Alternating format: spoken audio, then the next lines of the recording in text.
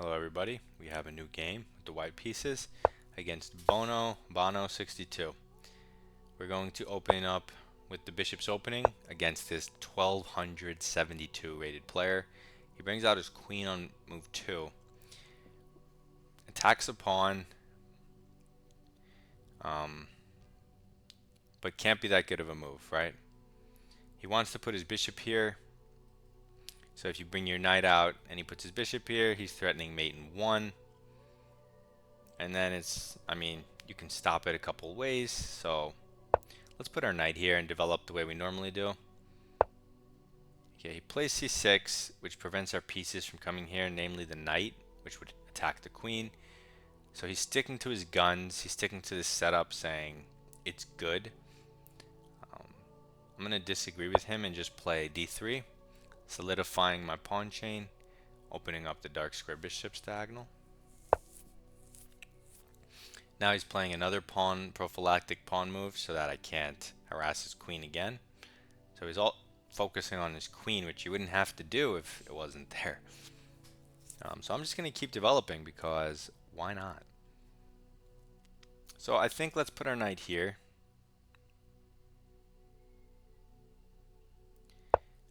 This allows us to play f4 without the knight blocking it. And we're always ready to castle when we want. He plays d6, which blocks the dark square bishop, so there's no more mating stuff, so I don't know why his queen's here.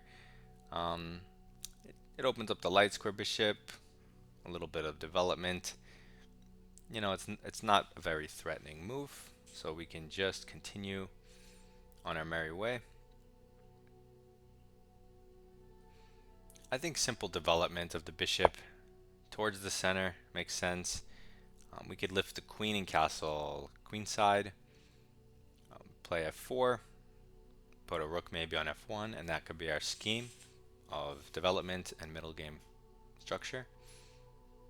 You could castle short as well, also bring maybe the other rook to the f1 square and still play f4. I'll see depending on what black does.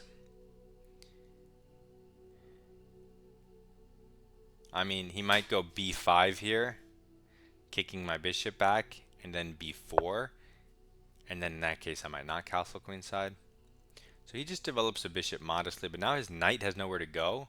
So shouldn't he have developed the knight first, got it out of the way? Super weird. Now his queen really is, you know, not looking good. Doesn't have that many squares, we'll put it that way. You could lift the queen. There is this idea though for him, and I don't necessarily want him to displace my pieces, so I'm going to throw in a4, which increases the development of my rook, stops his idea of undeveloping my pieces. So he goes a6, saying he wants to play b5 anyway. If I take it, he'll just take it, but then I take the rook. Here, here, here, I can still take it. His rook is hanging, so he still can't play b5, so a6 is kind of useless. Also, it weakens the dark square, so I can plant my bishop here, but I'm not going to. Also, I can play a5, that way I always have en passant, so he never has anything. But I'm not going to do anything because a6 doesn't actually threaten b5, so I'm just going to ignore him, and I guess I'll castle on the king side. No big deal. I'm ready to play f4 basically, maybe king h1 insertion to make a safer king. So now he finally moves his queen, stares at the king, makes space for the knight, but I'm not confident he's going to be able to attack anything like over here. So I think I'm going to just start prophylactically with king h1. That way there's no weird ideas like bishop h3, you know, because the pawn would have been pinned if my king's here. No point in dealing with that. I'm going to just get my king out of the way and push f4. Okay, so he moves the pawn up, trying to start some type of pawn side storm, maybe get the knight here, but his king is in the center, he's undeveloped, so I'm going to attack him in the center. So let's go with f4 and attack the center. And potentially threaten to maybe even trap the queen. Not trap it, but really make it terrible. Okay, so now he has to deal with this, but we have 3 pieces behind it.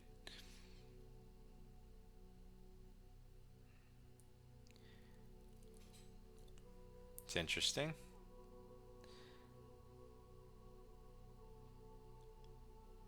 We also have rook lift ideas maybe. A little weird, but they exist.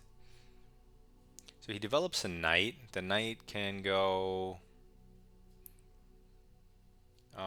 nowhere that I'm worried about. If we take, he wants to take with the knight probably. So we don't want to take. We do want to kick his queen around though and gain space. So we're going to open this up and increase the scope for our rook, our dark square bishop, for free, right? Now his knight is never getting here. His knight doesn't really have good squares.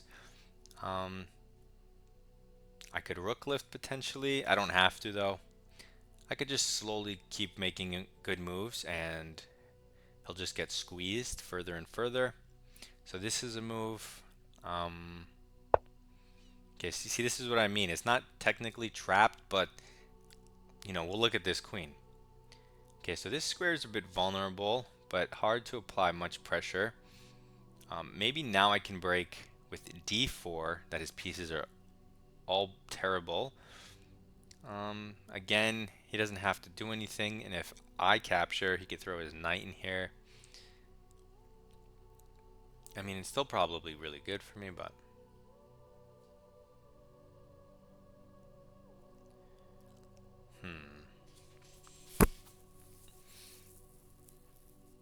okay, so maybe he just wants to develop. That's fine.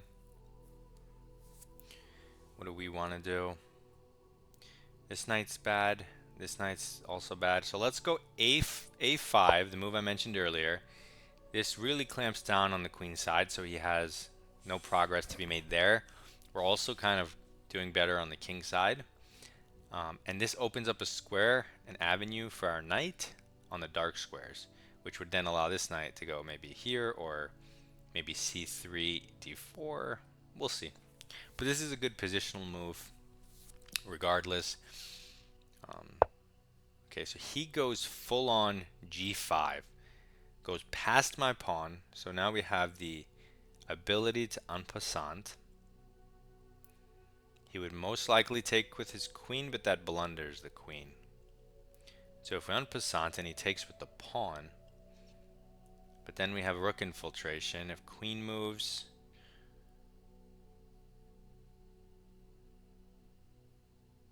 okay, I'm definitely going to en passant just to open up the crazy power of my rook, because my rooks really want an open file to work with, and it coordinates quite well with this bishop.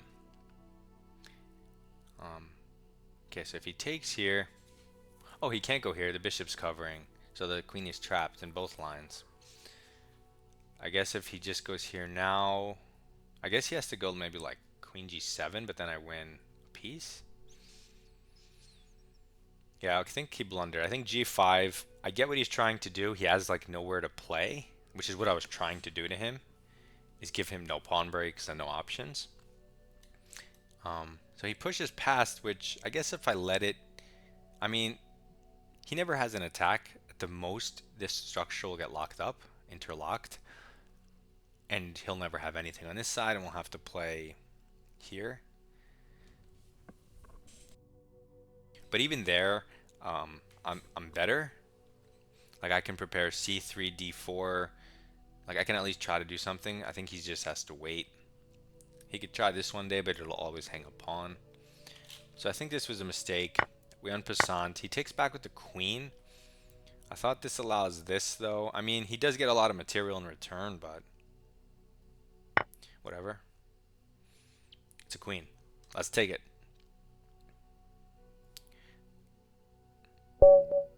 Oh. I mean, he would have gotten a bishop and a rook. Of course, we're still crushing, but it's a try for him. Okay, so let's look at the game very quickly, see what went on. We have the best move in the game, best first move, e4, controlling the center and opening up diagonals for development. Developing a piece towards the center, developing a piece towards the center, solidifying the center and developing a piece, developing a piece, looking at the center, preparing castling, developing a piece, looking at the center,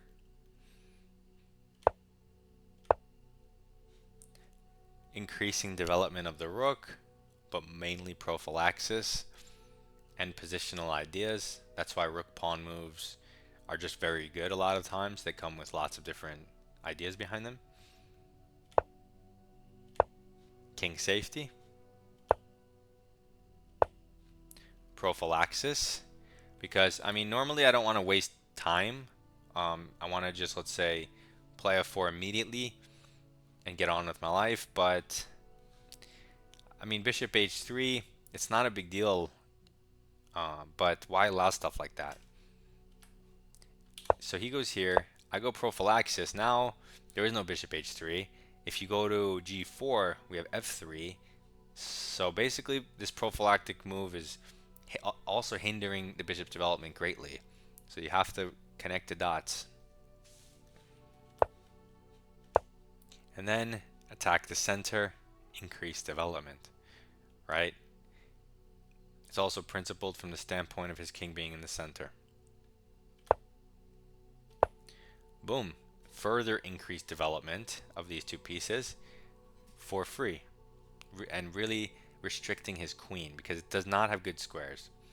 It has to go here, here, or here, and they're all problematic for different reasons. So he goes to this one. This one is just super limited and passive.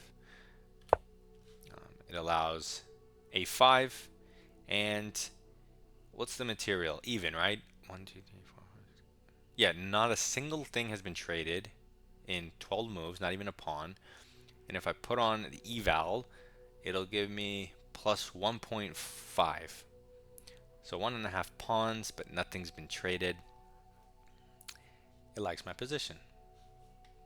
It's just a positional bind. This is super restrictive for the queen side. This is super restrictive for the king side and some pieces. And he can never really break in the center because this is all restricting that. So we play a5. This increases the development of the rook. It increases the development of the knights, both knights. Because previously, one move ago, this guy literally has nowhere to go forward. And this guy has nowhere to go forward except for g3, but that's obviously a terrible square. He's just going to kick it with tempo. So this pawn move isn't a random pawn move. It completely stops and takes control over the dark squares on the queen side and allows for knight a4, which would definitely improve my position. And then this is just a blunder. So the evaluation, let's see, it goes from plus 1.4 to plus 3 after this. Yeah. Okay, so we take en passant. He takes this way, we take this way. Of course, I expected him to take, we take, he takes, and then we'll do something like, I don't know, maybe queen check or queen up and then rook check. He'll develop the knight, something like this. I don't know, move the knight over, I don't know, rook over, knight in, king back, and then play a game like this. But his pieces are still stuck. He can't really break out or do much. He's down a queen. It's not going to end well for him. So that is the bishop's opening against queen f6 on move 2. Don't move your queen out that early, folks. Lesson learned. Submit your chess games in my Discord. Stick to the principles. Good luck in your chess.